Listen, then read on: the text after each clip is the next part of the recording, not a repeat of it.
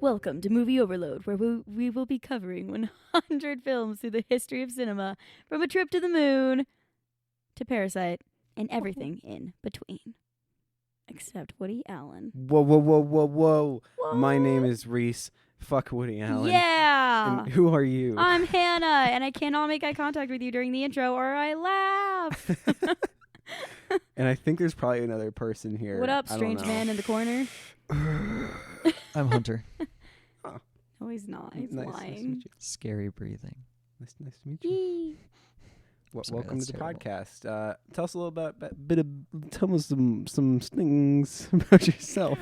So I grew up on the moon. You did? That's pretty cool. Wow.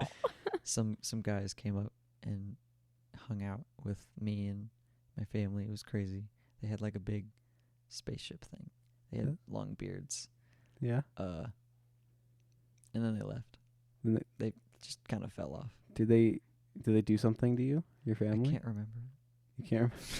You want to know something crazy? It might be a repressed memory. I'm not really sure. Trauma. They turned into Smoke Hunter. You need to admit it. Again, freaking You need again. to come to terms. Oh yeah, they turned them all to smoke.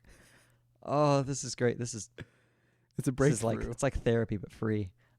Anyway, let's talk about other movies. No. All right. I mean, Okay, I guess the show's over. Fun fact. Find us at movieoverloadpod.com. What else we Bye. got? Probably got a Patreon. Patreon, please give us all your Apparently money. If you're like a billionaire and you're feeling generous, just like yeah, just Oh, yeah. just drop it in. Yeah, drop in a super chat on our live streams if we would ever do that, Fun. which we might, because another Patreon thing that we might do is the like full live stream video of the horror movie watches Yes. with Hannah, and Horror then with Hannah. Maybe Yeah, one day that's we'll pretty have good. like video podcasts yeah, where we can actually get cameras set up and that do would be real awesome. videos. That would be a really good thing for us to like actually It's a thing. add as a goal, Yeah. being able to afford We cameras. just for that. need like at least 2 cameras, I right. have one. Really? and then we also So have to one edit them. camera. One If we can, camera. well, it depends, because we want to get one that like can record the full length of the thing. We also need Mine's pretty good. A It has space HD that- video and quite a lot of space. That's we also cool. need a space that's not a complete eyesore to record in. Right. This is Hey, not ideal. Yeah, that's something we could this do. is our home. Maybe in the future. Anyway, I know This it's a is good our place, but you know, just not. I wouldn't want to record. I've known Hunter my whole life, but he hasn't known me his whole life. That's true. I've known you longer than I've known Hunter. That That's is also true. true. Yeah. That's very weird. It is kind of odd.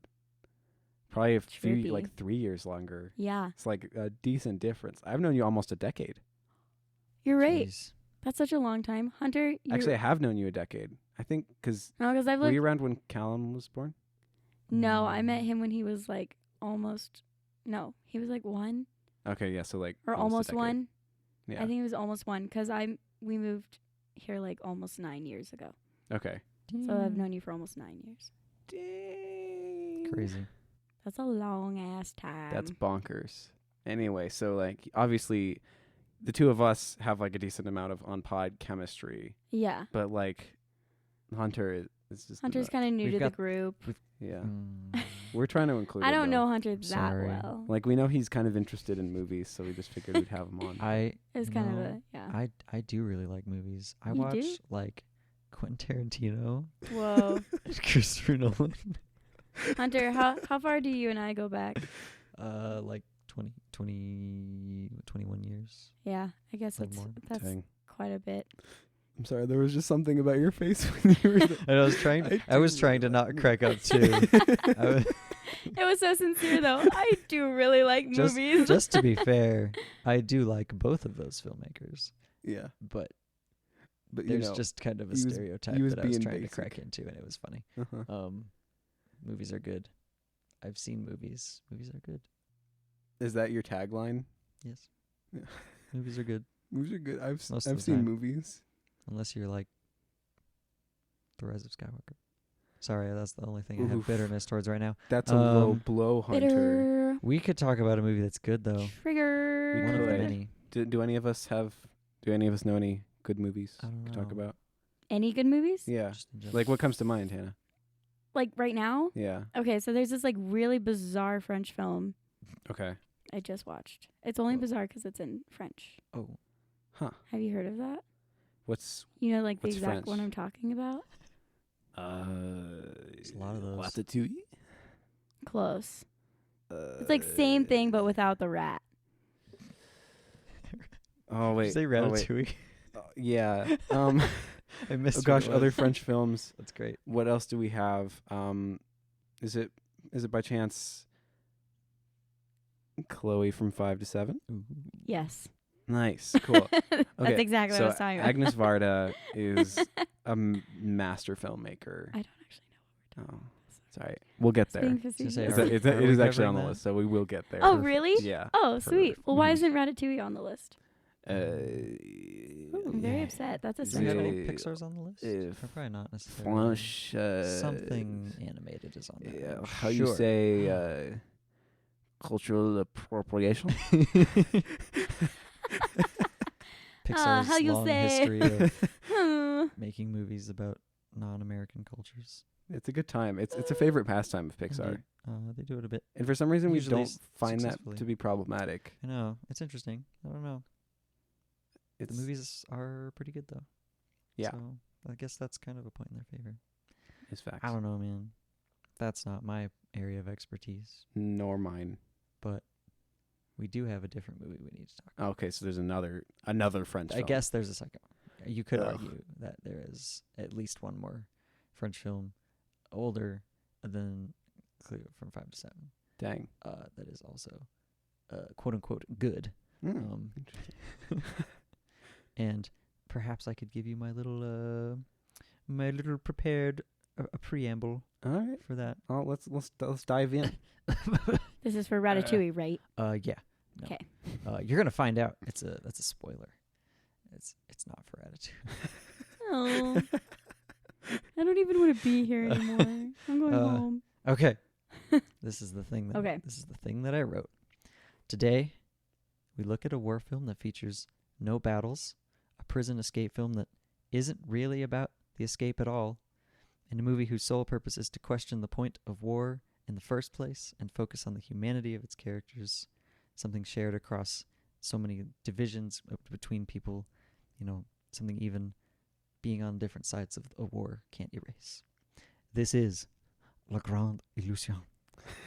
Why was that the best Something like that. abstract ever? Or Yeah, it if was you're an kinda great. English-speaking pleb, Grand Illusion. Pleb I believe the French say it, the Grand Illusion. Yeah, that's the From French Paris. pronunciation. Definitely from Paris. From Jean Renoir. Paris, Oh, France. God. Amazing. Oh man. Oh my gosh. That was I was looking at stuff about exceptional. him Yeah, that's yesterday, pretty good. and I saw someone say in Jean Renoir's memoirs. I was like, Renoir's memoirs. Perfect. Yeah, that's really good. But yeah, it's a movie from 1937, written and directed by Jean Renoir, and it's about these various French prisoners of war in the First World War, at the time of creation, the only World War, and they just are in these prison just prisons, and they are attempting to escape in various ways, and some fun things happen, and it's an Surprisingly, interesting time. yeah, that's I thought that was weird. That yes, it can be said that fun things happen, It kind of even is though true. they're in a prison It's camp. bizarrely lighthearted Mm-hmm. most of the time, which is kind of the point of the movie, which we can talk about here, because, like we were saying, it is a war film technically because it is set in World War One, a sort of fresh memory at the time in 37. This was a couple years before World War II officially broke out. Mm-hmm. So that was kind of on the horizon, but there was all this kind of thought of what even is war? Why is this happening? And that's where the title kind of came from, I guess. Gotcha. Interesting. Okay. They pointed out that that's from a 1909 book called The Great Illusion by Norman Angel with 2 L's, which is just generally about how war is just kind of pointless and futile because it just kind of goes against civic interests in general. It's only tried to be a tool for weird political gain. Like, you can't really progress anything. It's just going to cause a lot of death and destruction and just kind of be annoying and bad in general, which is cool. I dig that. Is deep. So then that's kind of ends up being the sentiment behind the film as well, is just that, like, you know, there's these big nation-spanning conflicts, but when you get down to the individual people, there's a lot that is they can bond over and is shared, even though they're technically against each other. Yeah. Like, that is something that I thought was, like, definitely a standout of the film for me, is just, like, the weird kind of politeness between captor and captive. Yeah, it's really interesting. And I guess, like, I'm not sure if there's different variants. I haven't looked into this historically. I probably should have done that. But, like, because I think they point out that it's like they're treating these men specifically better because they're men of rank. So they're like, they have decent living quarters. It's a prison, make no mistake. But, like, they are treated pretty respectably. Like, they're like, as long as you're just kind of doing your own thing, you're not causing trouble, like, we're going to be okay. And you're just going to hang out here at least until the war's over or something. So, right. Yeah, they all do seem to more or less respect each other. And I like that it's not framed in this way of, like, you know, it's about honor or something, right. Trying to, like it's kind of almost surprisingly not that way, because there are hints of just, like, kind of the classism involved in that. Yeah, totally.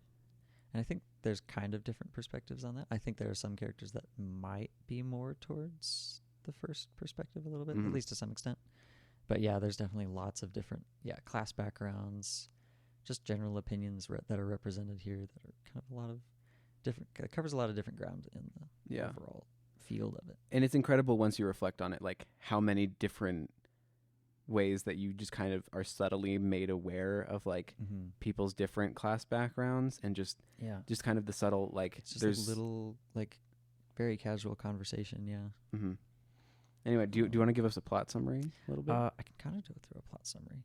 It basically is just, like, it starts off, like, right away, just these French officers and such end up getting taken into a German prison, and I don't know how granular to get necessarily, but there's a few kind of there's just lots of different scenes of them just kind of doing prison things, talking amongst themselves, working on escape attempts, trying to dig a hole underground. That was really stressful. When the one guy, I forget his name, but he's, like, digging the hole underground, and you just see, like, his candle goes out, and then he's, like, passing out. It's just like, oh God.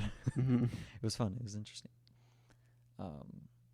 So there's all that, just various kind of things happening amongst the characters in different ways of all that. Sorry, again, I don't know how to do detailed together. I mean, I guess the kind of the big points there. Big bit of the film is that eventually they get transferred out of that camp before they escape. Right. To they're, like, very close to escaping. Their hole's going really well. They've got basically what they're going to do, and then they get moved to, like, this big, like, fortress prison in the mountains, and it's really cool. And then it's run by the guy that shot them down at the beginning of the movie. Yes, that's right. I forgot about that. I don't know why I missed that. Yes, is it Raffenstein? Yes, I think is his name. So Raffensteins and Sipoitis. Yes. Yeah. So they're hanging out there, and then there's, like, kind of a cool relationship that builds up between some of them, like Raffenstein and Baldu. And it's kind of the same group of officers that end up staying together mostly.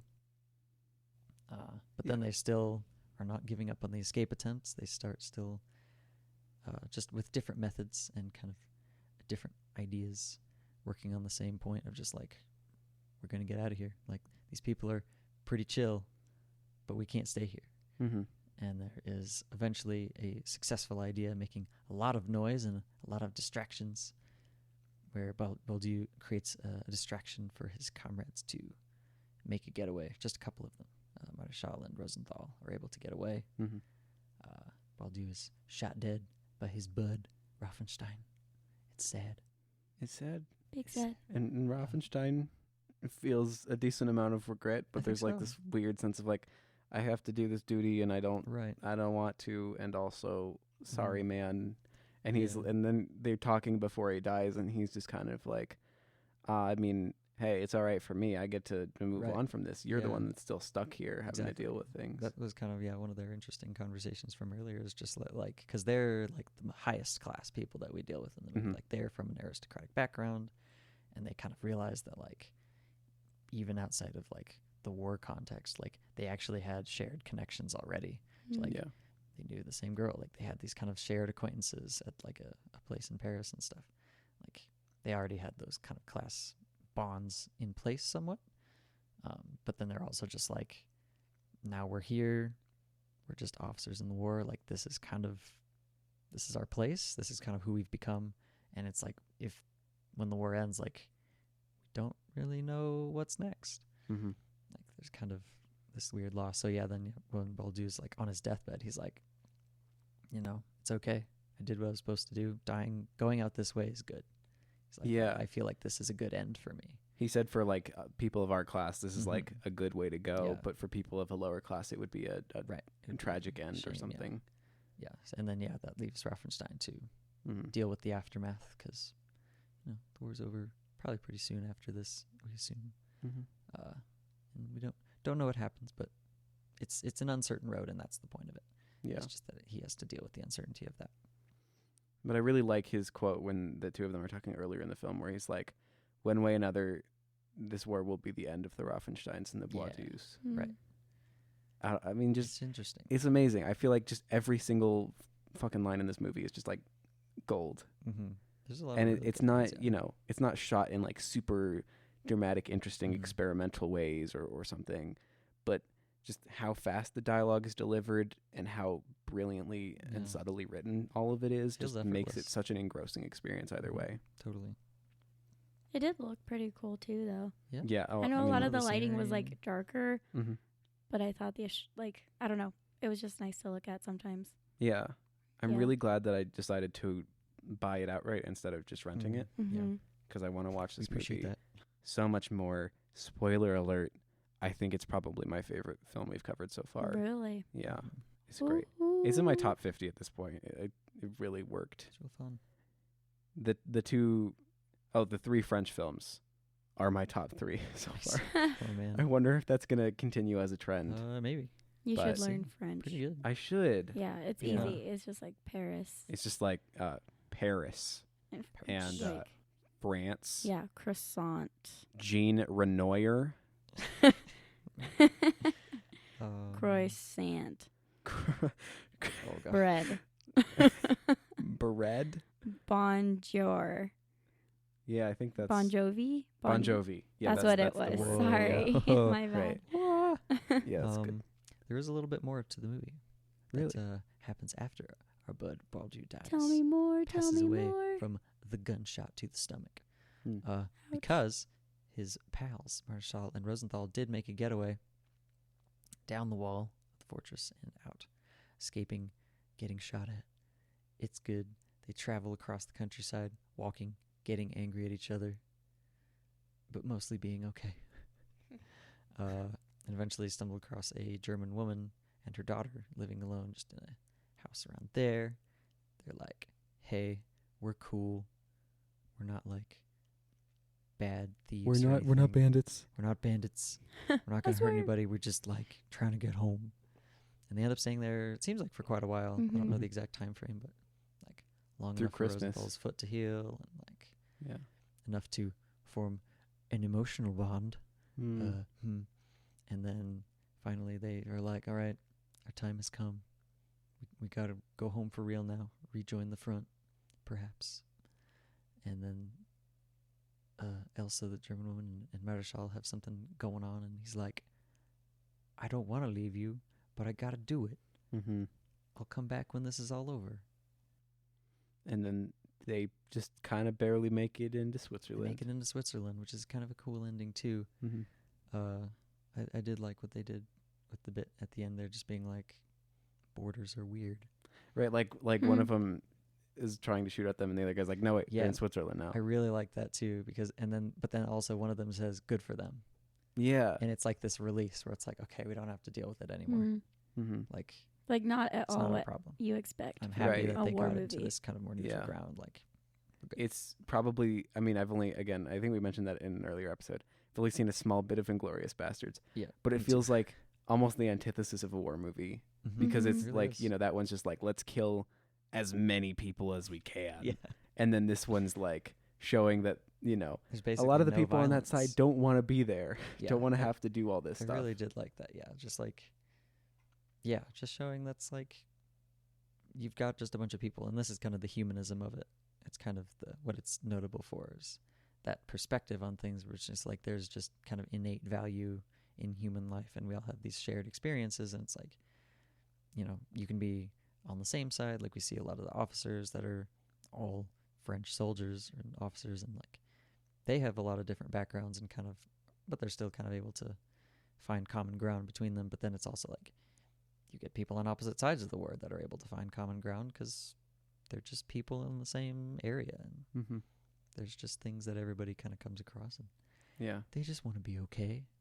They don't necessarily want to like murder a bunch of people, but they also see that as kind of like the duty to the country, and it's just like, Yeah. this is what I'm supposed to do. This is how I serve. It's very, purpose. very nuanced. But also, I think that bit where, how do you say his name? Marshall? I think that was how they were saying it. And, oh man. Was it One of Rosenthal? the other guys in the group Or, are talking, and they're just like, Yeah. I can't really connect with Boisdieu because he's just like, Right. kind of out there. He's just Yeah. he's rich and he's got his own class, and Mhm. you and I have more in common. Right. And then there is this African French guy yeah. who was finished a painting, and he's like, "Look at this! This took all day." And then they just kind of sort of glance over at it and just completely ignore him and go back. And I thought that was interesting too. I don't think that was like necessarily like trying to intentionally be like, well, I mean it is intentional obviously, but Mhm. like not saying yes we should dismiss, but it's also maybe showing where some of that does still break down. It's Where it is like, oh, race is actually a problem that we have not, that's actually harder to overcome perhaps still. Like it's like I think part these of it's people are still on that the outside. I think it's this kind of concept of like, like even these people that are like kind of aware of some of the issues between like, classes Yeah. that are aware of the fact that it's harder to interact with people of a different class, and that's kind of a messed up part of society. Even still, we're totally unaware of other ways in which, we are lacking connection to other people and, unintentionally just not making that connection, ignoring other Yeah. people. It's a really interesting way of pulling it off, where I think instead of just like dealing with something problematically, Mm-hmm. they showed something problematic and highlighted that it is a problem. Yeah. It's a really small, like fleeting moment, Uh-huh. but it's just like, oh, there's a disconnect there. Mm-hmm. Why? Yeah. Like, he's just there. He's just sharing this thing that he's made, and it's just like there's something weird that can be addressed. Yeah. So And it's like it's weird because that makes the film feel like it's simultaneously kind of hopeful in its humanism of like, think so. we can, like, connection between humanity is a very powerful thing that we should aim to achieve and perhaps can achieve, and maybe that's like the best of humanity. But even still kind of acknowledging that, like, even in showing places in which like kind of somewhat he's kind of trying to show us some of the better parts of humanity. Right. There's still significant issues that are, it's like hopeful. It's also kind of, it's not pessimistic, but it's realist.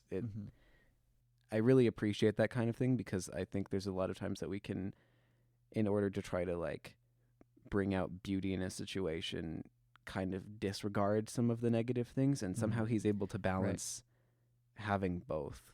Yeah, because like they could have just shown it as like perfectly fine, which may have misrepresented the way that those relations actually are in real life, like at the time. Like, if that was something he saw, then it does better service, I think, in real life to acknowledge that is there, and be like, look at this. This is weird.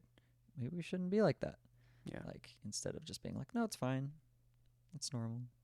Right. It should be normal, but it's not yet. We need to address it, I guess. Anyway. Indeed. But yeah, there's just a lot of things. Like, there was another, I think in that same conversation that you mentioned between, I think it is Marshall and Rosenthal, is like, noting the class differences between them even, because Marshall is like a mechanic from Paris. Like he's a laborer. He's pretty low class, sort of. But like Rosenthal's from like a wealthy Jewish family, so he has money and lots of stuff to go around. But he also shares that with people. Like he gets packages of food and stuff from his relatives, his family, and is like, this is a wealth that I have to share with everybody that's around me. So he's able to do that as well. So they have different economic things there, but again, they just are able to share that and be buds, be friends. Yeah, I just feel like there's, just like so much to talk about, and just like just some very like subtle bits of stuff in this film, but I feel like we could probably just talk about it for like hours upon hours. Yeah, there's a lot, and I think I would probably do better if with a second watch, because I feel like I definitely did not get a lot of what was going on. Like I was actually at least thinking on the first pass. the same thing. Yeah, like I want to come back to it. I think I could totally watch this again and get a lot more out of it.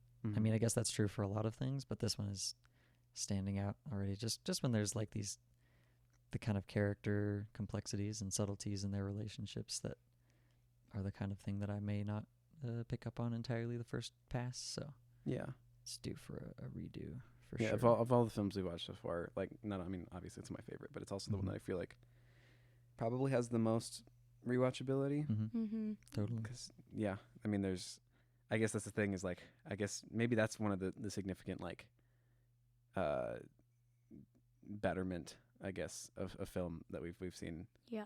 Is this ability to like create something that has a bit more depth instead of just kind of pushing the medium forward, I guess. So a lot of the films that we've covered before are like, wow, this is notable for its effects or its cinematography or its performance, but this one's it's like good notable art. because it's yeah good storytelling. I agree. Very notable just for its ideas and stuff. Yeah, I think that's pretty much all my favorite movies are kind of in that vein. Like, also one of my favorite Kurosawa movies is Dersu Osawa, which has kind of a similar vibe to this. Just movies that are almost entirely based in subtle character depth and having somewhat philosophical and likely humanist implications that you can just kind of continue to think over the more you watch them. Like what we enjoy with our modern indie masterpieces, our Gerwig movies. Yeah. Totally. Yeah, it does give me kind of a similar feeling to that. Yeah, where it's just like, I don't know, a really solid representation of people in interesting ways. Yeah. That does hold up to rewatch, I assume. I'm very excited too. I probably will rewatch as soon as I can get around to it, because that's my thing lately, is I watch a movie and then I'm like, I need to see it a second time. Do some pretty quick rewatches these days. Indeed. I'm trying to think. Like you're saying with the kind of subtler character moments and things, kind of getting the messages across of the overall movie, but also just depicting the characters. There's like Elsa, the German woman that they stay with at the end, has like, talks about how like her husband and brothers were killed in fighting, but she's like, they were Germany's greatest victories. Like, this was supposed to be like overall a good thing. Yeah. But also I got hit with it really bad by losing 3 people that I loved. So like when you get to the smaller levels of all these things, which is I guess what the movie's about, just kind of looking at those smaller sections of things, it's tragic and kind of ironic, I guess. Yeah. And you see some of the worst parts of that. And it just is like the plight of the individual is kind of lost sometimes in the like bigger scale of these things. And yeah, definitely kind of a bad thing. And I saw talk also about how that is kind of reflected in the ending as well, in an interesting way. Like Marshall and Rosenthal being like, oh, we've got to get back to the front to help end the war. And then also just kind of maybe having this thought of like, what more can 2 more guys actually do? Yeah. Like, is it even worth it? Like, they're just 2 regular guys in the grand scheme of things. Like, how much is that going to add? I don't know. And it's all kind of dubious at the end, Like 1917. Mm. Like just two guys. Yeah, and that's kind of something where something can make a difference for sure. But I don't know. There's just a lot of times where, maybe these dudes just randomly get killed in a battle and it all ultimately means nothing. Mm-hmm. I don't know. Which I'll just kind of go back to, like, war as a kind of useless device. Right. Oh, 1937. 1937. I mean, the more we watch these movies, the more I'm like, there's no excuse for a movie coming out this year and sucking. Right? You'd Looking hope. at you, probably New Mutants. Oh, yeah. I keep seeing trailers for that. It's getting some bad ratings at It the doesn't moment. look that good. I'm seeing 1 stars all across the Yeah, I board. saw Silas, It's future friend of the pod, gave it Man. like what, 1.5 from Silas. Which, Yeah, 1 Yeah. I think as well. what up, That's rough. Silas? Silas, What's up, Psy future Guy? guest. I think he will be on the next episode. Yay! It'll be fun. Very exciting. Featuring. Featuring the Psy Guy. Yep.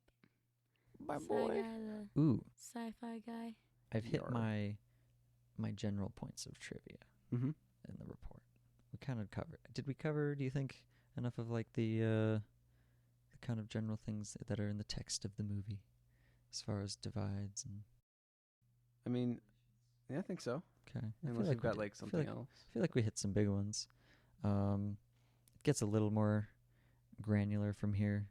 Like, I don't know, just funny, interesting bits. Like Erich von Stroheim, who was Raffenstein, didn't know a lot of German when going into this. Like, he was like born in Vienna, but he spent a lot of time in America, I think. Oh. And he just like at this point did not know a lot of German, so he was like learning the language and his lines in German kind of at the same Wow. time. That's cool. So that's kind of interesting. That's really crazy. Yeah. I mean, I wonder, it's probably not specifically why, but they tend to go back and forth between English, Yeah. German, and French Right. Mhm. a bunch. And you have to kind of keep up with it. Yeah, it's very interesting. And I saw it noted that it is usually, like, the English are usually between Raffenstein and Baldu, Mm-hmm. and that's kind of a mark of being, like, a more educated, higher class person, is that they know English, I guess. And as far as I remember, I don't know if anybody else drops into English, but they do it when it's kind of an aside Yeah. that maybe they don't need anyone else to hear, and they can just be like, oh, we'll just speak English, because basically nobody's going to know English. That's so interesting. But yeah, just having the three languages represented is cool. Just showing all the different kinds of people that end up. There's some Russians in the movie too, I believe. Yeah, right. It's just being like, yeah, this is a big thing that involves people from all over. We're all kind of grouped together. And at one point they say, like, when they're saying they need to go back and, like, end the war, and they said, and make it the last. Yeah, You know, because that was World War Totally. One was the war to end all wars. Yep. And then 20 years later. right. Yeah. Just kidding. Yeah, World War II Yeah. hadn't happened yet, but it was like Right. I think Renoir was very aware of what was happening Right. and being like, we're still pretty unstable. Hitler's doing some stuff over there. And like, That do you seems think there's kinda like a kind of a bad. question in there of is it really the war to end all wars? Yeah, Like, exactly. Being like, this sucks, but like, we're probably gonna keep doing it. And we did a lot. It's gonna be a Thanks, good time Hitler. when World War III gets announced in the coming decade. You know. I thought we were promised a World War III in 2020. Yeah, Yeah, it we almost were worried happened. that was Yeah, gonna the happen. memes were Yeah, prophesying. which I mean, if it had ended up actually happening, then Tenet would have been even more useless. Man. This is true. I wonder if it was just delayed because of COVID. Yeah. I think it was. Yeah, right. World Totally. War III was like Trump's just gonna announce, like, he's like, sorry guys, it got delayed because of COVID. Don't worry, it's coming. It'll be up Hey, soon. sorry. Promise we're working on it as soon as possible. As soon as we just wrap it up in the editing room, we'll Yeah. make sure to drop We'll- World War III. Release that ASAP. And speaking of, kind of does make me think also of the reception to the movie, which does involve Nazi Germany, which is funny. Like in France, when this movie came out, it was great. People loved it, but it ended up getting banned because they were worried about like a decline in like fighting morale, like a couple years later, because the war was starting and being like, this movie's kind of anti-war. Probably not what we want people seeing going into war, which Right. is rough. Nazi Germany, however, did that very quickly, I saw the term cinematic public enemy number 1. Really? As it was labeled by Nazi propaganda minister Joseph Goebbels. We've talked about him before. He was the one that was talking about Metropolis and used it in his speech. Why are the Germans all over all these films? I guess mean, like, it's just and era. Hitler makes sense that he and- didn't like this one because, like, That's funny. it's very antithetical to kind of a lot of what they were going for. Yeah, that makes me like this movie even more. Nazis hate it. Nazis hate it. Nazis hate this. Exactly. It did win some redeemed awards ourselves. for like best foreign film in the U.S. Not any Oscars, no Academy Awards. It was, however, the first foreign film to be nominated for Best Picture at the Academy Awards. What? Nice. That's actually so sick. What won that year? It lost to Frank Capra's "You Can't Take It With You." Oh, I've heard of that one. I mean, I haven't Frank seen it, Capra though. definitely has some Right. pretty well-known films. He matters. It's a for Wonderful sure. Life. Mr. Smith Goes to Washington. Mm-hmm. Good stuff. Jimmy Stewart, the movie, number 17,000. But at the same time, I'm just gonna go out on a limb and say, if we were to go back and rewrite history and more foreign films were to actually win Best Picture, holy crap! Yep. Give it this one, Yeah. please. Yeah. It would make sense. I mean, this one seems to be probably more well regarded than Mhm. that at the moment. I feel like, yeah, Like this one's I on can't the top imagine. 250 on Letterboxd. right. Yeah. Should be higher on You there. feel Can't like Take It Can't With Take You. It Isn't With You You is Can't Take It wonderful. With You like classic American I mean, sappy story? pretty like, much any Probably, Frank yeah. Capra movie Yeah. is. Yeah. So Pretty much. big sad, but that's all right. It's all It'll be good. fun. We'll get around to. We have one of his movies on this list. It's a Wonderful Life. Yeah. Yes. Nice. I I like do that one. really like that I film. do like I it. do It's very too. good. I feel like I saw Um, something semi recently that felt like it was pretty much just the exact same thing as that movie. I can't remember what it was, but I was like, "Move over, It's a Wonderful Life." Oh, I want to know what that is now. Yeah, no, I should look through my. Wow. That's the problem is I have seen like 240 movies this year, and so I Ah, lose track. Jeez. This year? Yeah, Oh, man. I'm only up to like 108. Yeah, 108 this How do year. you see how many you've had in a year? on Letterboxd, if you put them in your diary entries. Good stuff. You know what Yeah. this was though? This is Criterion number 1 in the Criterion collection. Yeah, This is the which first is spine. awesome. So yeah, That's is- a pretty good way to start out the Criterion indeed. collection. You've got this going in. It's number 1, which is also kind of a bummer because they made the big DVD printing for this in 2005, and it has been out of print ever since. Yeah, it didn't get a DVD. I mean, it didn't get a Blu-ray, which Not sucks. Blu-rays yet, which is weird. Like, I think it could really use like a 4K yeah. scan. Why would you not take your original addition to your collection and like make sure that's out there? Right, I like Seven guess, I Samurai, mean- which I think is number 2 or 3. Yeah. I think it's number 2. Mm-hmm. Still has stuff. Like I have that one, Totally. and I would love to. Like if I was gonna own another Criterion movie, this would be the number 1 choice for Why me. not? It's pretty great. Oh, So- the movie I was thinking of that was like, It's a Wonderful Life, but Yeah. like better to me was Ikiru. Yes. Kurosawa was yeah. 51, 52. I don't know it, but I'm going to go find it. Yeah, Look, yeah. is great. Is a good thing. There's this amazing line. I have in my review up here. He goes, "I can't afford to hate people. I haven't got that kind of time." Sorry. Wait, Good stuff. I would like- Ikiru? Yeah, Cool. I would really like to talk about this movie on the podcast, but we Just got say, I Seven think Samurai. The we, man made too many epic, amazing films. It's okay. That's what Too the good. Patreon Too is busy. for. That's true. Thank you. You're yes. welcome. I try. That would be Support fun. us. I would love to do a series where I like force you guys to go through one Kurosawa movie at a time, like I've already done. Oh man, There's only 31. It's okay. God. We can do it. it's a lot. Every I time you got say like- Seven Samurai, my brain thinks you're talking about The Last Samurai.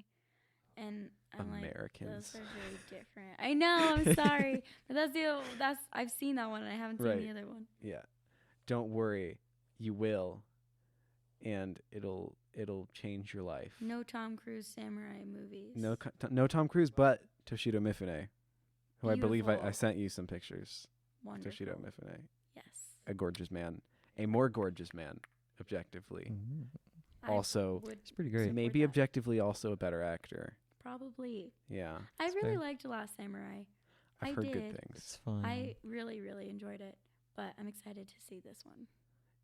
Probably going to be significantly different. Exactly. But it Oh, will yeah. be 3.5 hours. It has like one word that's the same in the title. So Right. You know, brains. it does have samurai. Yeah. But it, like, as far Only as 3.5 hour movies go, it doesn't feel long. I think it flies 3.5. by. It's so good though, you won't even notice. Yeah, Hunter didn't even notice. It's great. It's so fun the whole time. Like, it's great. We got longer stuff than that. Believe you. That's true. We do have, we have Holy quite a few. shiz. Gone with the Wind is longer. Yep. I'm gonna need like a lot of snack breaks. We're going to need, like, 10, what are they called? Man, I lost 10 pots of coffee. There we Yes. go. How did I lose the How word did pot? you lose? Reese. Sorry, I'm sorry. I can't even remember. It's pot. Let's get right. Chick-fil-A to like cater our Gone with the Wind movie night. That sounds good. Yeah. Let's Let's get have, Chick-fil-A to cater our finishing this episode. Yeah, thing. seriously. I had a fun note. There's Mhm. something actually really interesting in here that I thought was neat. Have you guys seen Casablanca yet? Yes. I have not. Okay. It's Cool. great. Did you also get struck when they start singing? So there's the scene. Sorry, I'm gonna rewind. There's a scene where Marshall like goes in where they're having like that big performance, and he's like, "Hey, the French have like retaken this this fort or Mhm. something," and they're like, "Oh yeah, cool." And they start singing La Marseillaise, which I had to look up how to pronounce, but it's like the French national anthem, Mm. which is just like a scene in Casablanca, where Really? something almost identical happens. I feel like. It's been like a few years Okay, since I I watched don't it. remember. I saw it just in my film class that I keep mentioning. Gotcha. Just like a year ago. We but love in, Hunter's film in class. Casablanca. Heck Yeah, I That's know. like I a keep side having like plug all on weirdly its own. relevant like experiences from that. It's great. That's the point of It the was film fun. I liked class. Good job. You also took a film class, though, right?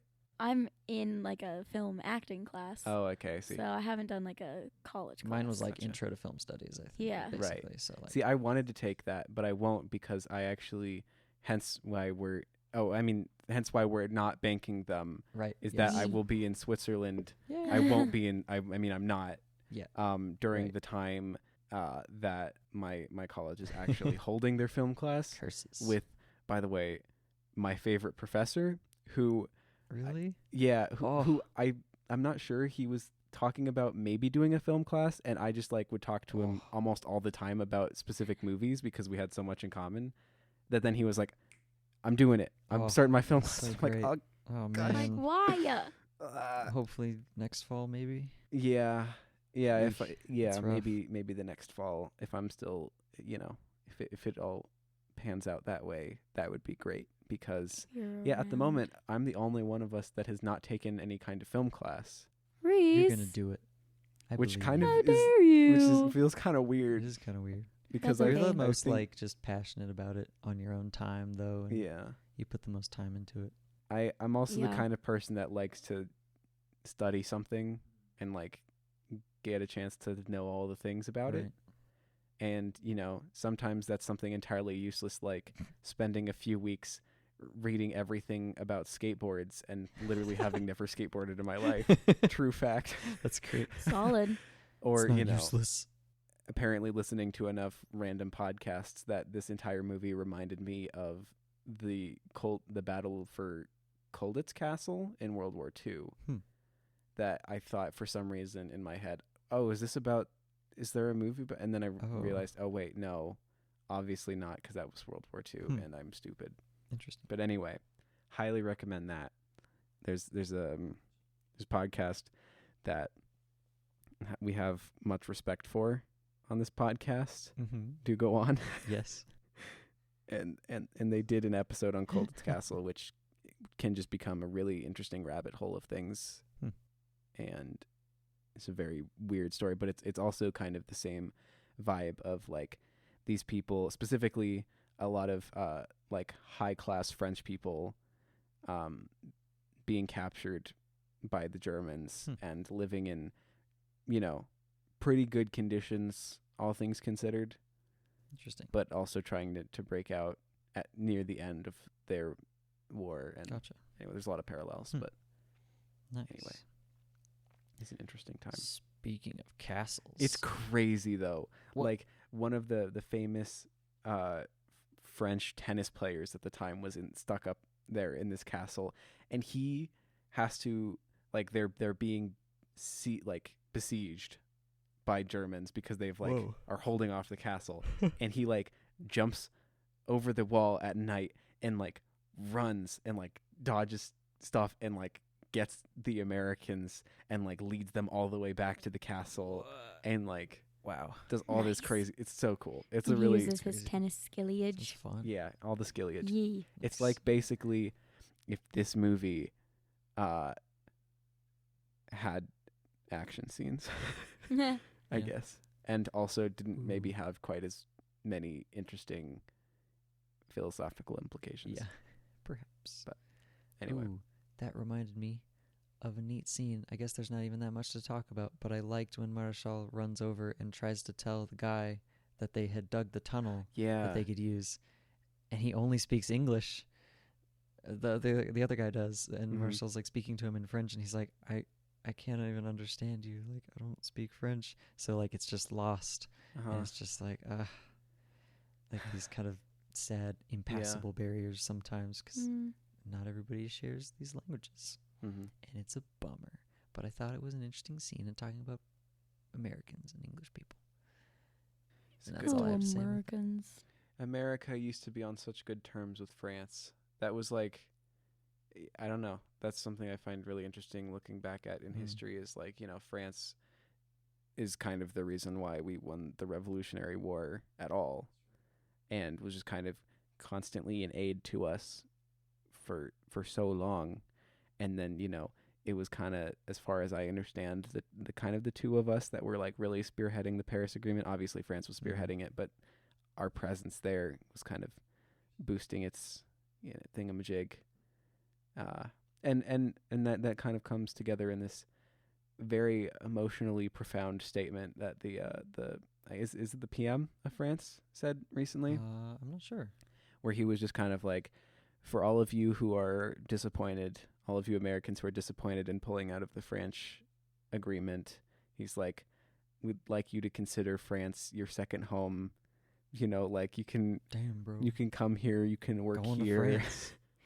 which was like, I don't know why, but that just like hit me in a weird Wait. way. I'm not entirely sure I know what this is about. Mm-hmm. What is this agreement that we pulled out? So the Paris Agreement is a thing where essentially all of these countries are like kind of signed in. We check in every 5 Mhm. years, and it's trying to limit our carbon emissions. Okay, that does Be sound more familiar. green, and basically countries are supposed to kind of given this opportunity to like set their own goals for what they want to achieve. Interesting. And so we are just kind of progressively trying to, as an entire nation, Yeah, like just kind of have accountability with each other on That's awesome. meeting our own goals, which and now we're not there. is right.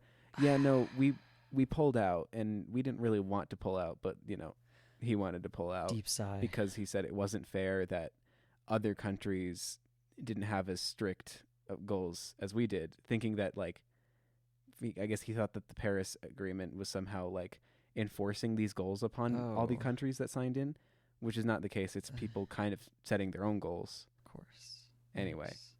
so Well, that's a for bummer. people I've that been like rebummed. are very environmentally conscious, it's kind of a blow. Rather we be. Same. I feel like that would be a good thing. Yeah, So but that's a bummer. it's the way it is. Oh well. But it is what it is. anyway, Yes. it was Interesting. interesting to me that like that the French perspective on that was not exactly just straight like, gosh, America really does suck, don't Yeah. they? And even that is just kind of highlighting just that there can be so much distance between a people and their government Mm-hmm. and stuff, and which I think the movie kind of has Right. too, or Yeah. or a distance even between like soldiers and their government. It's like Mm-hmm. they're not the same, and they don't have the same perspectives on things all the time. So yeah, being like, your leaders did this, but like maybe you as the citizenry have different thoughts, Yeah. and that's cool, and that's And who alright, knows, so whatever works. Maybe the PM feels that way, Yeah. and the people of I hope France so. don't. maybe you yeah, know? true, that's true. It could go the other Yeah, way. maybe they're all just like, they're all stupid. Right. You're not wrong. But anyway, I thought that speech was like pretty profound, and also Mhm. the fact that he gave it in English, Yeah. and it Interesting. was like, oh man, You know, like we don't know French, you know, a majority of. I think this is what I'm learning from this episode. I should just learn French. You should.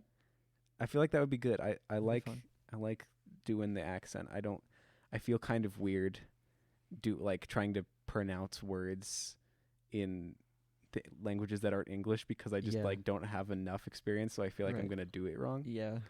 But there's something about the vowel sounds of French that's like kind of fun to do, and I feel like I would feel less awkward about trying to pronounce things properly in French for some reason, which is a dumb hang up that I should not have. Learn how to speak French and make French food. Yeah. At the same time. I need to get better at that. I've been cooking a lot of Vietnamese food, which fancy. has French influence. Okay, so you're halfway there. Yeah, I think they were semi-colonized by France for a while. So, like, for example, the banh mi, which I made Hunter eat, I made, lovely. is this Vietnamese pork sandwich that is like has to use a really nice French baguette. Like that's the essential ingredient. A baguette. You know? Yeah. I don't know baguette. how to speak French. It's great. Anyway. Good stuff. That was a lot of random segues. No, it's all good. You know, I feel like I think a lot of I was kind of wanting to say too. Like I think there is a lot of stuff in this that can be applied to stuff that still happens. Like I think anything where just violence and weird stuff enters into conflicts. I mean, there's been some wild, weird political or like just violent things happening in America lately, and a lot of weird political partisan bickering, and it's just like. Why not focus on the parts where we kind of agree? And like I think there's enough like just focus on the good things and just bettering people, right? Working together rather than focusing on the divisions and the differences. Yeah. It's like I don't know. Like we don't need to be like Marshall and that painter. Like we can kind of at least try a little bit more for the Boidieu's and the German guy. I forgot his name already. I think so, yeah. It's like, you know, you can have different ideas and still kind of work together for something good rather than just being like, we're different. Yeah, like I feel like there's I'm right and you're wrong. So much like almost anti-humanism in the way that we operate as a society at the moment where it's just like, nah, the other person's wrong and they're evil. And like here we have like French and Germans in World War I having like pretty civil conversations because they recognize at least the things that they have in common and that there's like even in the like I have the duty to stop you from escaping and shoot you. Yeah. Even in that ridiculousness that shouldn't exist, there's still some amount of like treating each other with dignity and at least some amount of compassion, even if that is, you know, not entirely doesn't entirely make up for the fact that for some reason we still think that war makes sense. Yeah. You know, I do wish there was more of that. Just like there's a lot of disagreements, but I think ultimately like everybody just wants people to be okay. I hope. And just being it was very humane. Know, like let's bond over that instead of getting driven apart by the parts where we disagree. And that goes for everyone. That's my soapbox. I'm done now. It was cool. Good soapbox. And you know what else? What else? This movie, it turns out, I discovered this while researching it on the Wikipedia. The Wikipedia. Where they mentioned that this is kind of an interesting. Sorry. That's what we are. No. We're Wikipeds. No. Wikipedies. No. Please. Reese is sinking into his seat. Just take it, That's Reese. a joke from a YouTube video I saw where they're just like, look it up on Wikipedia. And I thought it was really funny. I don't think I've ever heard you whimper before. No. Anyway, the point is, like, at the end of, I don't even know if it came up, but they're just like, oh, also see poetic realism. So I had to look into what that was. Lovely. And they're like, it's like sort of a film movement or tendency in like a lot of French films around the time specifically, where it's like they're kind of representing reality, but not excessively, where it's just like they're making sets, but they're trying to make the sets like an exaggerated version of like how it would really look, I guess, more than usual, I guess. Like most of the movie is sets, I guess. And there's some exteriors of real buildings and an actual castle and stuff in this movie, but I guess it falls into that category of like it's the real world, but it's being filmed on set, but it looks like the real thing, but also kind of in ways that draw attention to the fact that it's kind of a fabrication, I guess. I'm not super sure on this. Really this interesting. Is, but I guess that's kind of where this gets and I feel like logged. if I were to try to describe the ideal vibe for everything ever, for my personal taste, it would be poetic realism. Yeah. It's a neat like phrasing Yeah. and stuff. Yeah. So I guess that's kind of where this fits in. Like Renoir made a lot of films that would be described that way. And yeah.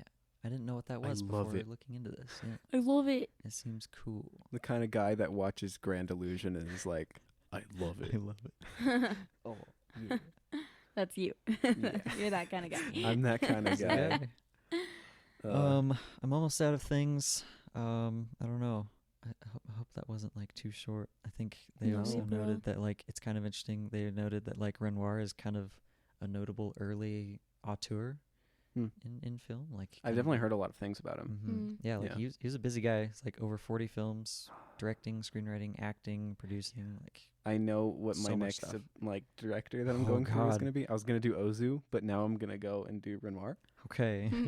He's got a lot. It does seem like he has a lot of notable stuff. Like he did some really cool work, and I don't know. Sounds like he's like a cool guy. Kind of nervous about me doing. It? You're just like, oh, okay. I don't know. Okay. I'm just like, it really is like sometimes I feel like I'm giving a presentation like I would like at school or something, and I'm just like, you're so good at those. Not always. I get pretty nervous a lot of the time, but like it's okay. I'm getting by. You're doing it. We're doing the thing, brother. Cool. Oh. All right. Like, well, yeah. how do we rate this? How do we rank this? We'll start with you, Hanene. I gave it 4.5 stars, but I also want to come back to it because I think I need to watch it again and like fully soak it in when I am not as tired. What do you think like made it stand out to you the most? I guess kind of the things that you touched on about the philosophical implications. Like there were just things that happened that surprised me. Like I'm not a huge fan of war movies in general. I just don't generally have a desire to watch them, but I thought things happened in this one that just kept it interesting. I don't know. I just enjoyed it. Yeah. Gunter? I initially gave it 4. I've since bumped it up to 4.5. Just again, the ideas are cool that are presented, just functioning as kind of an anti-war film. It's very pacifist in nature, and I really like. I'm no student of like philosophy, and I don't totally know all the facets of humanism and stuff, but everything I've heard about it, I really like. Right. So seeing that kind of being represented and just being like, I don't know. I agree with the sentiment that's expressed, and I think it's really great and powerful stuff. Yeah. It's good. Yeah, for me, I gave it a 4.5, but that's only because I have a very strict rule on Letterboxd that I need to see something twice before I give it 5. But this is a 5. It would have been a 5. Yeah. Definitely plan on rewatching it soon. And yeah, as far as humanism goes in film, like Kurosawa has become one of my all-time favorite directors, and he's very much in the camp of humanism, which I think is kind of why his stuff stood out to me so much to begin with, enough to the point that I did watch all 31 of his films, just one a day until I got through them all, and oh my gosh, have since rewatched a bunch of them. I think, in my opinion, Kurosawa has like 8 to 10 absolute like 5-star masterpieces for me. Yeah. So wow. Yeah, he's my guy. And I think Renoir just totally feels like he has some of that as well. Also, I guess another, like, if we're going into like similar films or anything, like one of my all-time favorite movies as well is A Hidden Life, which is, Terrence Malick's 3-hour war movie that also does not have any action scenes or war in it at all. And kind of it also just feels like it's dealing with very similar philosophical implications. That one's probably more of a kind of a religious nature, of just like, the main character, Franz Jägerstätter, is just like, I think that it's kind of against my religion to be in this war and fight for Nazi Germany. And they're like, I mean, okay, you'll get put to death. You could just, sign, you could just basically just try to be a medic then. And he's like, yeah, but I still have to give an oath to Hitler. And he's like, I cannot do that. And it's 3 hours of that. It's kind of an interesting like contrast to Grand Illusion, where I feel like Grand Illusion maybe is kind of being like the fight of the individual, even when they are like on the front lines, kind of gets lost sometimes, and it's like there are all these people with very individual backgrounds and drives and stuff, but it's like ultimately it does kind of get lost and drowned out in the grander scheme of things if you're dealing in like these big wars, whereas the Hidden Life is more like there's actually a lot of nobility in the individual struggle. Yeah. And it's interesting though, because they keep telling him, they're like, in that movie, they're like, nobody will ever remember this action. This like isn't it's meaningless. You're a drop in the bucket. Like nothing matters. Like it's just about easing your own like pain here. It's like just go home. Like he's like, this is my thing. This is my fight. And it's great. Yeah. And also there is a similar, like, there's a lot of interior shots of his home in, you know, kind of a rural part of Austria, and it looks very similar to her house in the Grand Illusion, which I noted because they've got the sort of seat that just like is on the wall and like stretches through the entire main room. I don't know if you noticed that bit, but there's just like kind of didn't remember. A bench is just kind of like the main central piece of one of those homes. That makes sense. Yeah. Anyway, I thought that was interesting. I think if those movies weren't both, you know, kind of long, then I would say that'd be a really good thing to double feature. But I don't know who has 5 hours in their life to double feature. It's good, but oof. Yeah. 5 hours later. Anyway, so it's a great thing for me. It's pretty much already become one of my favorite films that I've seen ever. So, yeah, kind of 5 stars once I see it a second time. Yep, I'm glad. Stuff. And I think I like it even more the more we've talked about it. So it's been good. It's good. Anyway. So that might be what we have. So I think we already plugged everything. Except Ryan. I did not plug Ryan. Oh. Okay. Sorry. We've got Ryan. He's here. Ryan Gosling. Ryan Johnson. No. Yes. Sorry, Hannah. A good boy. Apparently, I was hearing that Ryan Johnson's Partners podcast gets like recommended on our podcast. Ooh. I don't know if we talk about Ryan Johnson so much. Probably just a bunch of movie podcasts it gets recommended. True. Yeah. But anyway, I thought that was cool. That made me feel good inside. Yeah. I need to try that still. Feelings. I remember Aiden recommended it, and then I haven't given it a try yet. I really need to. Friend of the pod, Aiden. Friend of the pod. We'll eventually be on here at some point. If the thing that lets us do the 4 people in a non-awkward way ever actually arrives. It's going to get here. I still need to buy another microphone. Yes, indeed. We're going to make it happen, which we need to do actually pretty quickly because one Silas Boy is coming soon. Yeah, we need to do that for our next episode. Yes. Upcoming, I guess we should probably start doing that. Like, you know, we have the list up on our website so you can see the movies we're going to cover, but we were wanting to start like saying, hey, the next movie is going to be, just in case you want to watch it, next movie is going to be Snow White, 1937, the first animated film. Our first horror movie. It's pretty spoopy. It is. Yeah, it's it dark, can be. Yeah. But I can handle that. It's going to be, I guess, one of 2 movies that have director, I think David Hand is somewhat participating in that as well as Fantasia. So. Oh yeah. And the point of the list was to do like, hey, one movie per director. Yeah. But he did like one of the like a trillion shorts in Fantasia, so I didn't really count that. Yeah. I think we can get by with that. Yeah. Cool beans. All right. Well, we'll see you guys next time. Thanks for listening. And as we say here at the end of every episode of the Movie Overload podcast, you can't see borders. They're human creations. I liked that. Oh my gosh. That was good. Look at him go. You're doing it. You're on a roll. All it takes is a few weeks pressure. Exactly. Like once I forget enough times, it sticks finally, and I'm like, okay, Quote. I got it. Delightful. I got it. Kind of like this shtick of you not having one, but you're picking Yeah. good ones. Then you I'm just sure have there'll to be like days. quietly, subtly go to fuck Woody Allen or something. By the way, if we didn't say that already, Fuck Woody Allen. yeah, don't like him. Yeah. Not a good guy. Gross. Subjectively and objectively disgusting. Yeet. Yar. Anyway, I did it again. I said yar. Yeet. Yar. We We're love intelligent beings. We really are. All right. Bye. Bye. Bye.